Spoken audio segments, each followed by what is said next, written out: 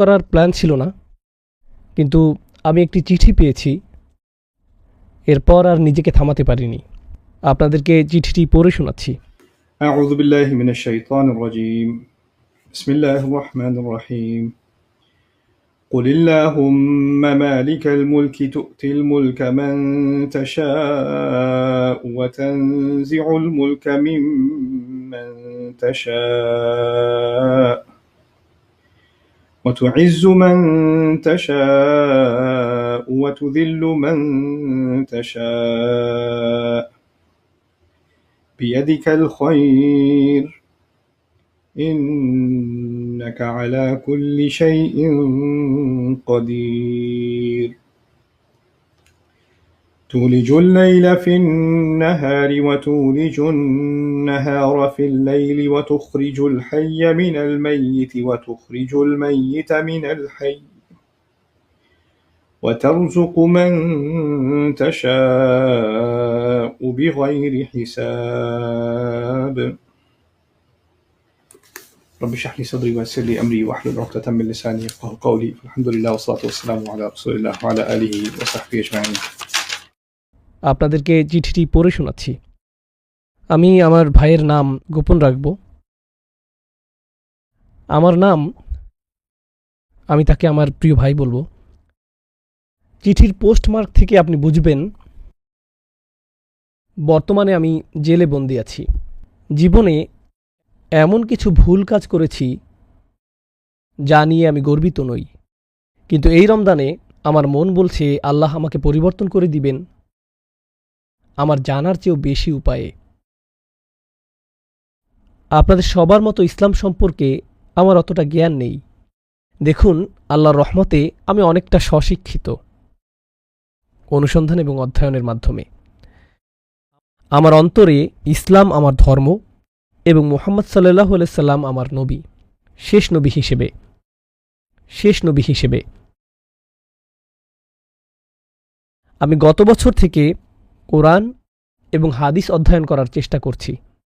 আমি অন্য ভাইদের কাছে সাহায্যের আবেদন করিনি, কারণ আমি ভয় পাচ্ছি সমাজের লোকজন আমাকে অপমান করে থামিয়ে দিবে। সত্যি বলতে আমার সাহায্য দরকার আরও শেখার ক্ষেত্রে, কারণ আমি একা একা ভালোভাবে শিখতে পারবো না। যে কারণে আমি আপনাকে এই চিঠি পাঠিয়েছি। আমি জেলে থেকে আমার ট্যাবলেটে নোমান আলী খানের অডিও পডকাস্ট শুনছি। এই খুতবাগুলো প্রতিদিন আমাকে শক্তি এবং সাহস যোগায়। এটা বলার অপেক্ষা রাখে না যে আমি এগুলোর জন্য অনেক বেশি বাধিত এবং কৃতজ্ঞ, কারণ আল্লাহ আমাকে এই ভ্রমণে এত বেশি সাহায্য করেছেন যে আমি নিজের ভেতরে পরিবর্তন অনুভব করছি, আর আমার ঈমান দিন দিন আরও শক্তিশালী হচ্ছে।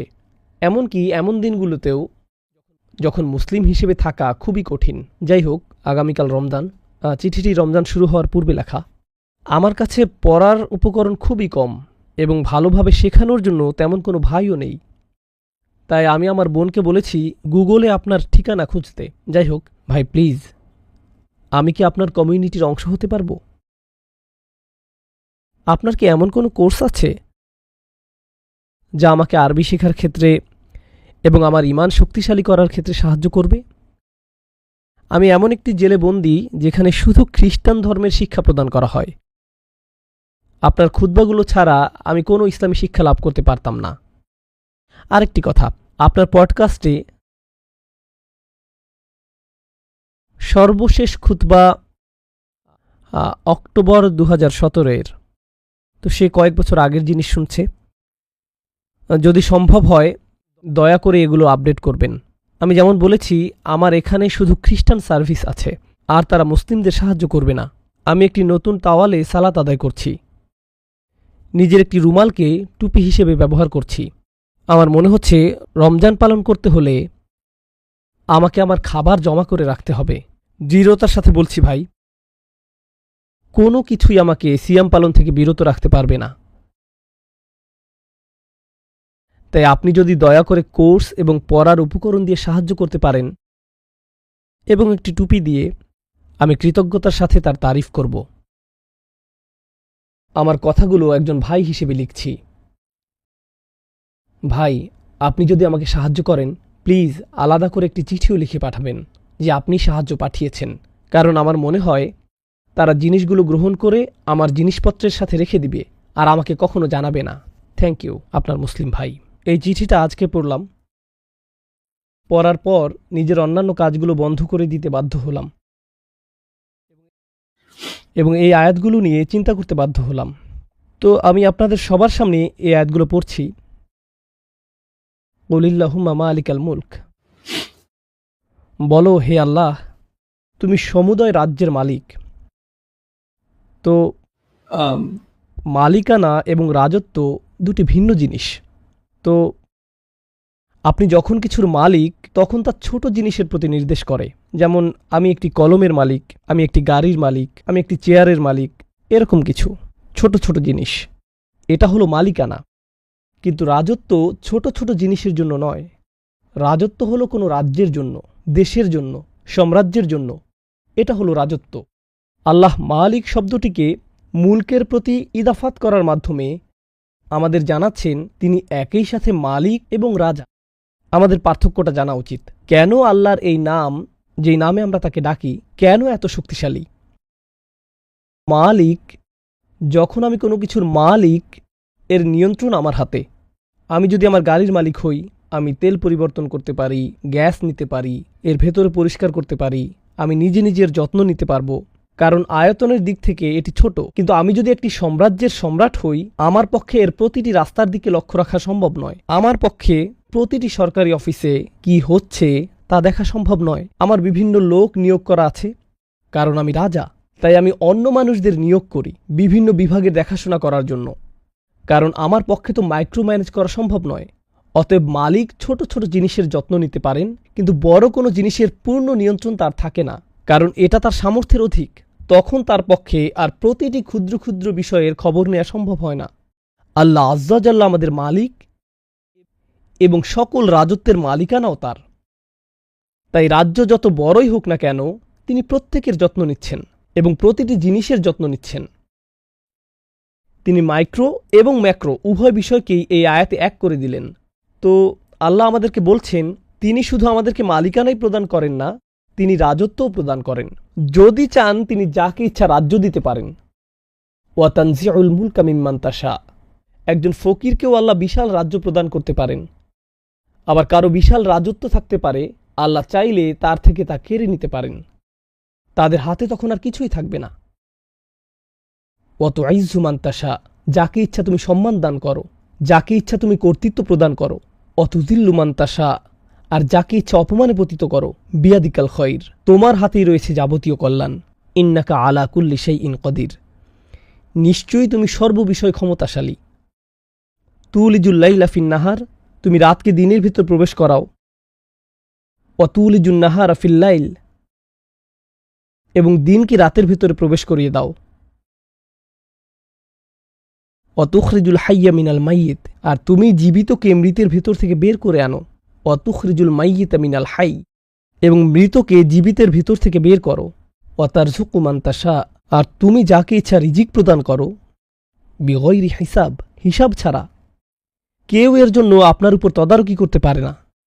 আপনি যাকে ইচ্ছা তাকে প্রদান করেন আপনার আদেশ অনুযায়ী। আমি এই আয়াত নিয়ে চিন্তা করছিলাম।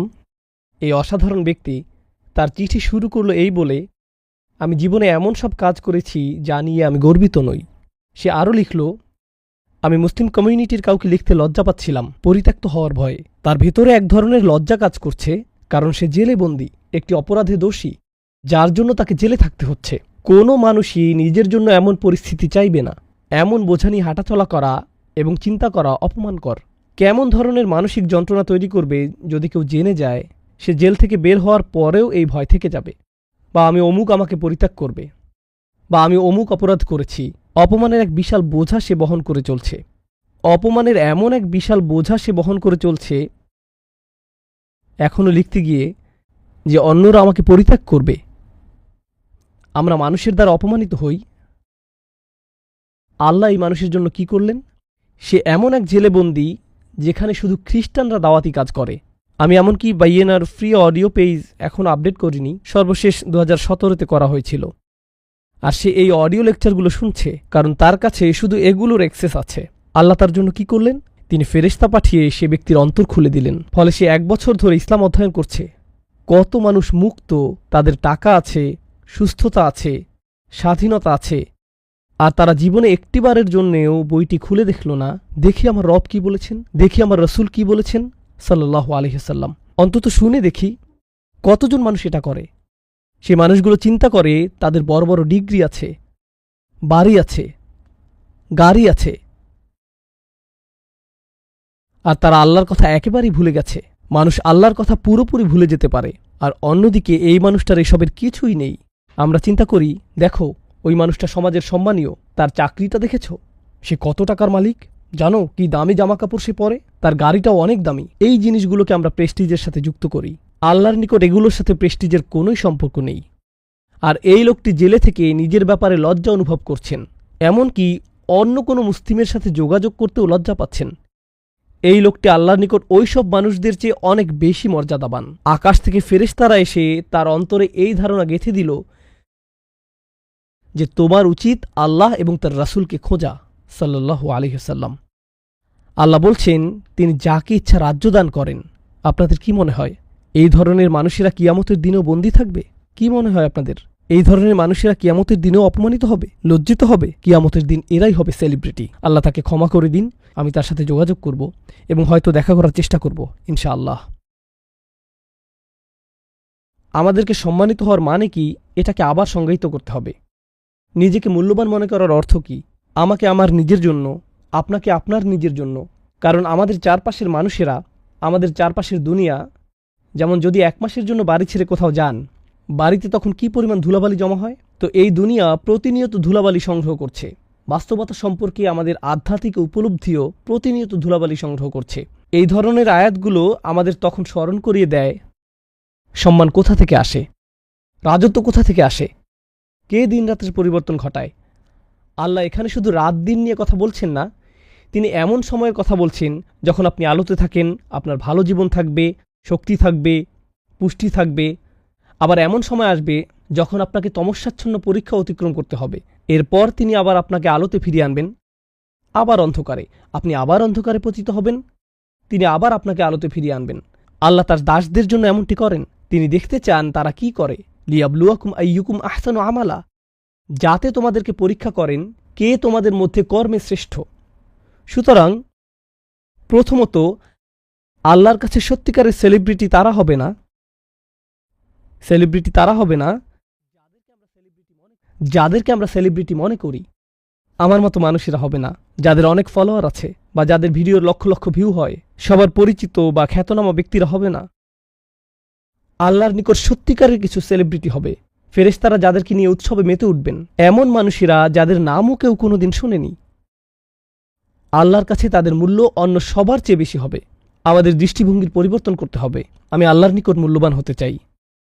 আমি এমন মানুষদের অন্তর্ভুক্ত হতে চাই যাকারাহুল্লাহু ফিমান ইনদাহু। আল্লাহ যাদের কথা সেরা সেরা ফেরেশতাদের সাথে আলোচনা করেন।